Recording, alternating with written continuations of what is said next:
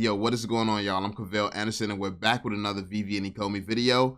We're going to jump straight into this one because just hearing this actually resonated with me and why I love VeVe so much and why I feel as strongly as I feel when it comes to the project. I know that I've taken a step back. I'm not as active as I used to be because I have other things going on. Obviously, I have to pay the bills. I have to work. I have to keep grinding towards my goals.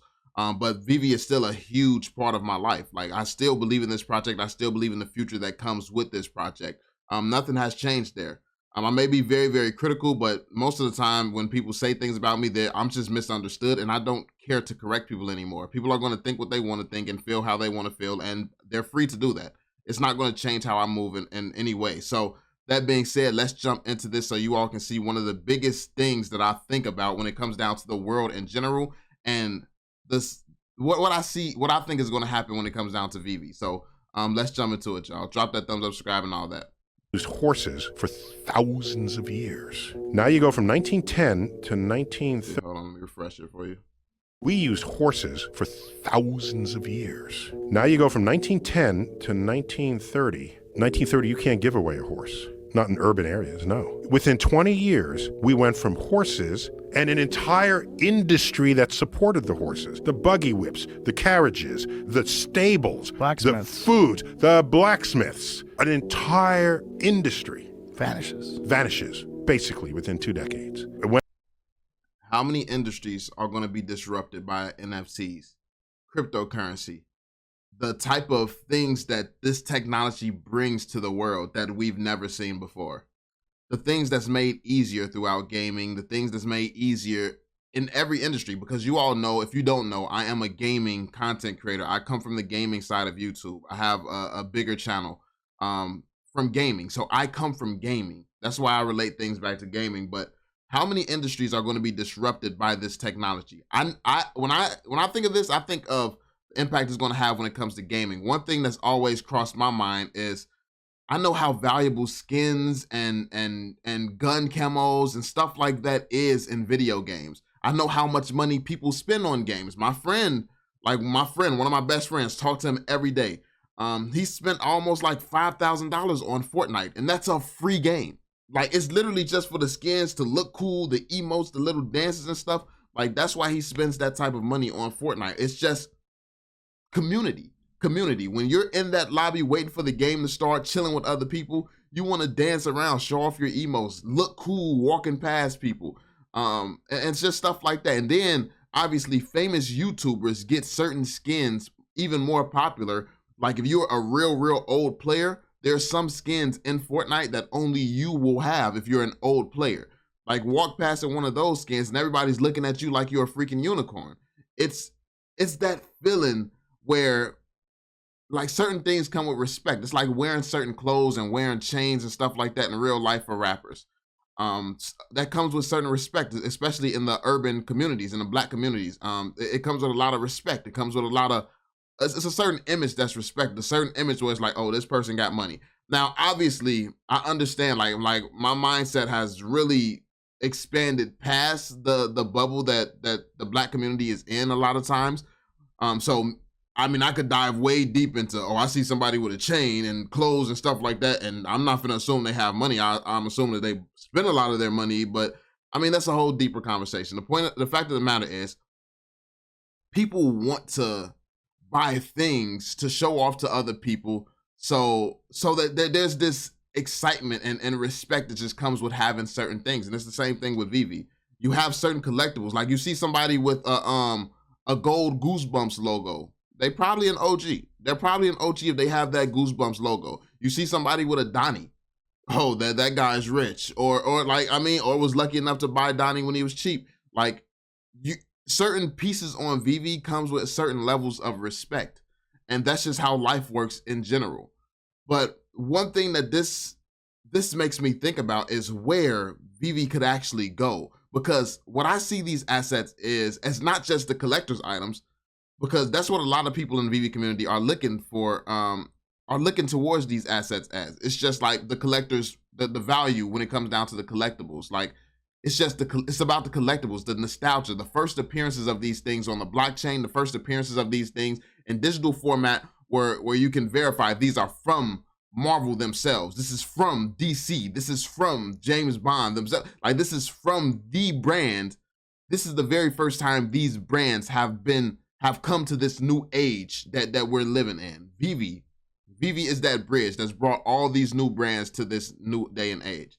And that's cool. Like that gets the collectors community down. Honestly, the collector side of things has been carrying VeVe from day one. So shout out to all the collectors. Like that does come with a certain level of respect, but I still believe that there's going to come a day where collectors are the minority within this community. And that's the goal. That's what everyone wants. Everyone wants everyone here right now to become irrelevant. That is when we are going to have the most success from being here in VeVe, is when everyone here, because I'm not even really a collector, I'm just an early investor in what I know that this project can do in the future if they continue to make the right moves. So the collectors here, you collectors here, you want to become irrelevant. You want to become that niche small community that no one actually knows about or cares about or stuff like that. You may become an OG in the VeVeVerse where they walk through some of your places in the VeVeVerse and you just have this crazy stuff, this crazy gallery like you a museum yourself. Like, that's what you're gonna be. You're gonna be unicorns. Like, all of you here right now collecting all this stuff, I believe that you're gonna be unicorns in the VeVeVerse. And that's, people are gonna come through and see all the cool stuff that you have, not understand how you were able to get all this stuff. And you're just going, that's just what it's going to be. Like, you look at all the buildings, like in your city, go downtown and stuff like that. Look at all the buildings. The people who own them, it's like they're barely ever seen. It's just like cool buildings. You go through, you see a bunch of cool stuff. You don't know much history on it and things like that. You don't know much about it. It's just there. And I feel like that's what a lot of the collectors are going to be. A lot of the collectors are going to own the stuff, but not be seen as much. What's really going to take over this community, in my opinion, is what really is valuable for the NFTs themselves, and it's actually doing things, the utility, having fun with them. People are going to be coming to the VeVeVerse and to VeVe to have an experience, whether it's an AR experience, whether it's a VR experience, whether it's some type of experience, whether VeVe in the future, VeVe's NFTs unlock access to exclusive games through VeVe, or unlock access to AAA titles and other things in the gaming space.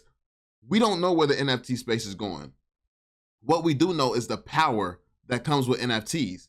The power that comes with NFTs, they can do things like all the skins and stuff I was talking about, all the skins and the camos and stuff like that. You can sell those. You can send those to your, like, let's say my friend wanted to play Apex Legends with me. I play Apex Legends a lot now. When you start off, you only get a certain few characters. If I have a character and I want to send my friend that character or a skin for a character, there's not really a way to do that or to sell certain things back and stuff like if you got to buy something that's very valuable, your friend would just have to luck up and get it. Your friend would just have to go and try to buy it himself. But with NFTs, what can be created in gaming is a way where people can buy directly from us. Like, they can buy from the gamer themselves. The people can get their money back. If somebody spends $10, they could sell what they spent, what they bought, and get that $10 back and then buy something else. Like, this is what NFTs allows for. It's what it's kind of built for. NFTs unlock certain doors. You can create systems like this. You can do things like this where it's almost designed, you almost have to do things like this. It's just weird how that works. So I'm really looking forward to where this is going to go, because check this out. This clip also made me think about Steam a little bit. Steam is really just a platform where you have a bunch of video games listed. You have a bunch of video games listed. People download the video games from Steam. And I looked up how much money they have, how much money they've made. And 10 billion in 2021 is crazy. I was not expecting that type of number. I honestly did not even know if Steam made money but I guess it makes sense because Steam is similar to Google. Google doesn't actually do anything. Well, it does a lot, but it doesn't. You know, it's like you just search things and it shows you other things that's out there. On Steam, you search for games and it shows you other games that's out there. You can see all the games that's out there on Steam. And basically, Steam is the Google for gaming. And this is the type of money that they're generating. So if VeVe becomes that key that unlocks all this door to IP and IP'd games, IP'd mini games, IP'd all types of IP stuff moving into Web 3 or Web 2.5, is what people are calling it these days. I don't know if VeVe has any intentions of ever going full on Web 3 or if they're just going to dominate 2.5. But I believe that there's still a lot of money to be made in 2.5. Don't get it twisted. There is money to be made in Web 3, but I think 2.5 is going to be a better transition for society. I think that we're going to see mainstream 2.5 probably before we ever see mainstream Web 3. Because when it comes down to Web 3, all of the pressures, all of the understanding the technology, all of understanding everything is on the consumer.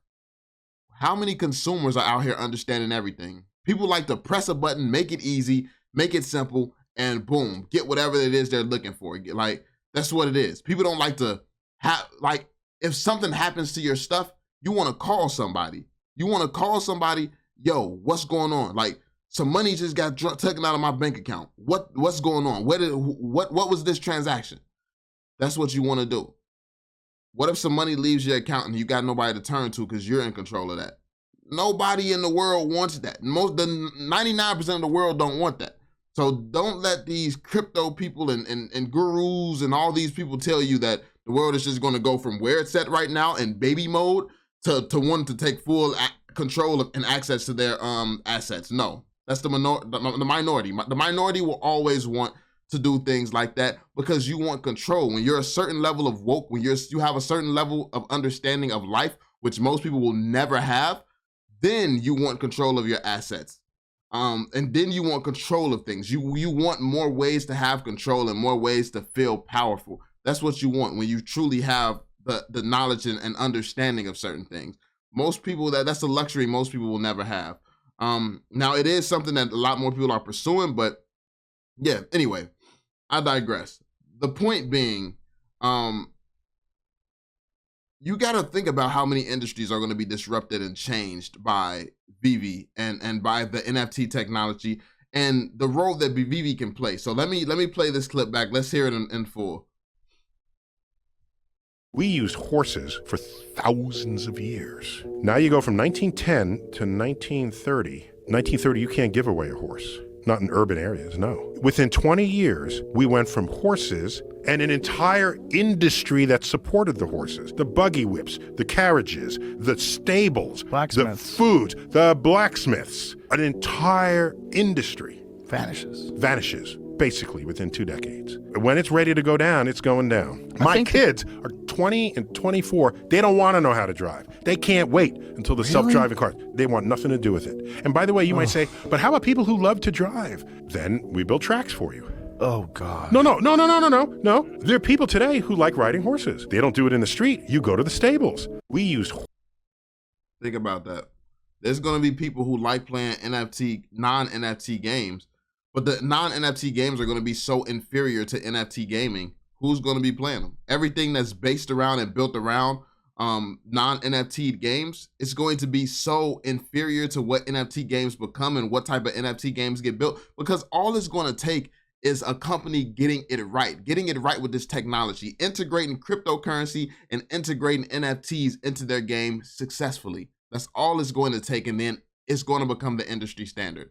It just takes that first game to get it right. And what I believe could happen, I don't think VeVe is going to create that first game. I don't think VeVe's gaming is going to be something spectacular and competing with AAA titles. What I think is VeVe is going to do what VeVe does, which is make deals. I think they're going to make deals because VeVe holds the keys, the first appearances of all the most important assets in the world. If VeVe is smart, they will make deals, and they will make deals with the games. They will make deals and somehow get themselves a piece of that pie. When it comes down to the IP, VeVe will want parts. VeVe will want in when it comes down to the money being made from gaming. And maybe VeVe just holds the keys with the assets to certain games. And maybe you can get access or you can get bonuses or benefits in certain games if you're a part of VeVe. And there could be some partnerships there where, oh, if I own a Tide Batman, the new Batman Arkham Knight or whatever, like the new Batman game comes out, I get a special OG skin in that because I own the Tide Batman. Something like that. And and or I get this exclusive Batman skin in Fortnite because I'm a player on, or I'm an owner of the top Batman in VeVe. Those are the type of things that's going to be huge to bring players or members, players over to VeVe. And it's going to be one of those things where you see the value in having these NFTs. But VeVe has to secure those deals. And honestly, that's all VeVe needs to do. But what's crazy is VeVe is putting together its own team. I don't know if they plan to get their own gaming developers to have their own video games, to use this IP within video games and stuff like. I don't know how far VeVe plans to take it. Will they just rely on making deals, which we know that they excel in, which you could potentially do if they make enough deals and they keep making deals with the right people and they're in the right places at the right times? That there's a lot of money to be made there. But if they truly dominate, if they start releasing their own titles, their own games, and they're fun and the experience is great, and VeVe is a place, and the VeVeVerse is a place that people want to come to because it's a great experience with all this IP and there's things to do with all this IP. Honestly, that's game changing. It could change everything. So we can see so many industries disrupted by this technology. And I think gaming is just one of those things that always comes to mind because it's just one of the industries that I think about the most. But let me know what you all think. Let me know how you all feel about that, because honestly, I feel as though when I really digested this and really thought about all the potential that VeVe has, it was very bullish for me to think about. It reminds me why I'm so bullish and why I believe in VeVe so much, because this is what VeVe is doing is very, very irregular. It's not something that's very common at all. So that being said, let me know how you all feel. Let me know what you all think. Do you think that this is as big a deal as I believe that it is? Let me know in the comment section down below, because I think that this is an amazing mindset to have, or an amazing point of view, and a great look into the future. Like he said, his kids doesn't even want to drive. Personally, as someone who drives a lot, I don't want to drive. So like when these new cars come where you don't have to drive them, it's going to be amazing. But imagine you don't have titles in the way that you used to have them and things like that, car titles and deeds to homes and stuff like that. You don't have those things in the ways that you had them before. Those are all NFTs. Those are all different types of NFTs. Imagine if VeVe uses the power that they have in IP and they expand their company, or Ecomi expands their company and they get into those type of NFTs where houses are being sold and things. Like, imagine they get different divisions and branches where VeVe strays outside of just entertainment. Now, VeVe could just dominate the entertainment space, or they could dominate the NFT space.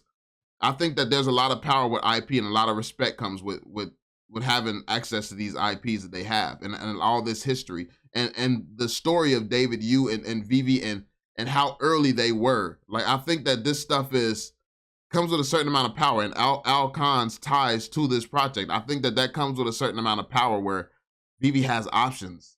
I just don't, I would just, the only thing that I always ask for is more information about where they're going, what they're going to use this power for. Like, are they going to expand outside of just entertainment? Are we going to see NFTs like house deeds and licenses? Like, is that even on the table? Is that even a thought at all? Or are you going to just focus on dominating the entertainment? And if you are going to focus on dominating entertainment, how are you going to compete with free video games? What are your ideas and thoughts for transitioning and making NFTs and stuff like that mainstream? Because your goal was having hundreds of millions of people. That's what you always said. How do you get there? Because there's not hundreds of millions of collectors. There's not hundreds of millions. And those hundreds, and if there is, they're gamers. So the things that they collect are in video games, which are free a lot of times, except for the stuff that you have to buy. But they're free video games, and they come with an insane amount of value out of the box. How do you compete with that and get some of that market share to you when all you have is an AR capability where you can take pictures with it? Like, who cares? Like, who really cares? But let me know what you all think in the comment section down below. And that's coming from a mainstream perspective. No mainstream person actually cares about VeVe's AR technology. All you can do is take pictures with it. I'm a gamer. I'm used to fast-paced gaming. I'm jumping down in lobbies with 100 people. We're all fighting for number one. And then if you actually get that feeling of being number one, it's the greatest feeling ever, because you fought off 100 people to get your spot at number one. It's like that's the adrenaline and the type of experiences that gamers are getting right now. How does VeVe compete with that? Because you can take a picture. So those are the type of questions that I have. Those are the type of conversation that I would like to have. And hopefully the community can have more. Like, I don't know if conversation like this is going on. I've not been active in the community, but that's always been really what I've wanted in the community. Just the conversations, just to talk about these things, because I believe that we're at a stage right now where we can have ideas. We can give these ideas to the team, and we can kind of help them push towards certain directions that we feel could be strong directions. Like, a lot of people just sit here and say, "Oh, let VeVe do their thing." No one knows where this is going. Not even VeVe. VeVe has clearly, based on the fundamentals changing within this project, clearly VeVe had a plan, but the reality has changed that plan. No one knows where this space is going. So to say, "Oh, let's put it all on VeVe," VeVe is not going to be able to do it all by themselves. What's the point of having a community this strong, this smart, and this powerful and loving and caring and supportive if you're not going to actually do the things that matter? As far as the vision and the direction, this is why they take so much input from the community, because they can't do it all. So conversations that comes to some very strong conclusions and very strong opinions, we can come to some conclusions, toss the ideas over to VeVe, let them decide if they believe that it's going to be a good idea for the future. That's things like that. That's very possible. Like, it's easy to have a positive vibe in this community if people just learn to communicate more and learn to accept differences of opinions. But yeah, that's just my thoughts. Let me know what you all think. Be sure to drop that thumbs up, subscribe, and turn on notifications, and I will catch you all on the next one. Peace out, fam.